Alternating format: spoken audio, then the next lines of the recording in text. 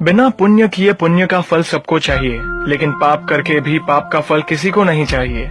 इस तरह न कमाओ कि पाप हो जाए, इस तरह खर्च न करो कि कर्ज हो जाए, इस तरह न खाओ कि मर्ज हो जाए, इस तरह न बोलो कि क्लेश हो जाए, इस तरह न चलो कि देर हो जाए, इस तरह न सोचो कि चिंता हो जाए। छोटा बनकर रहोगे तो मिलेगी हर बड़ी मंजिल, बड़ा होने पर माँ भी गोद से उतार देती है।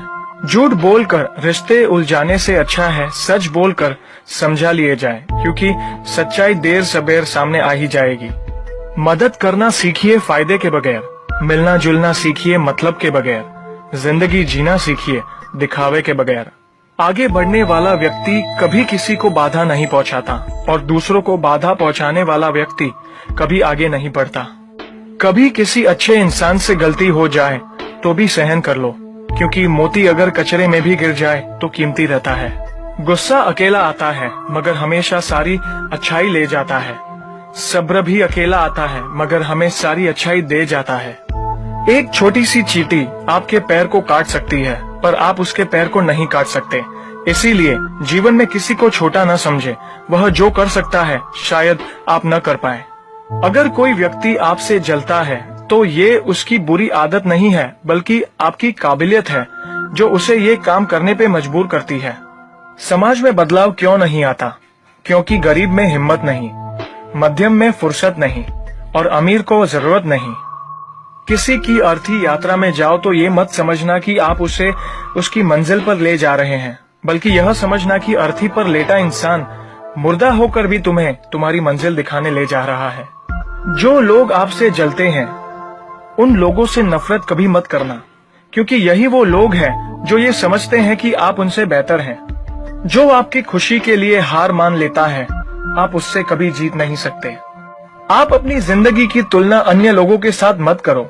सूर्य और चंद्रमा दोनों ही चमकते हैं लेकिन अपने अपने समय पर। मंदिर में वो भगवान है जिसे हमने बनाया है, लेकिन घर में माँ बाप वो भगवान है जिन्होंने हमें बनाया है। संतुलित दिमाग जैसी कोई सादगी नहीं है, संतोष जैसा कोई सुख नहीं है, लोभ जैसी कोई बीमारी नहीं है और दया जैसा कोई पुण्य नहीं है।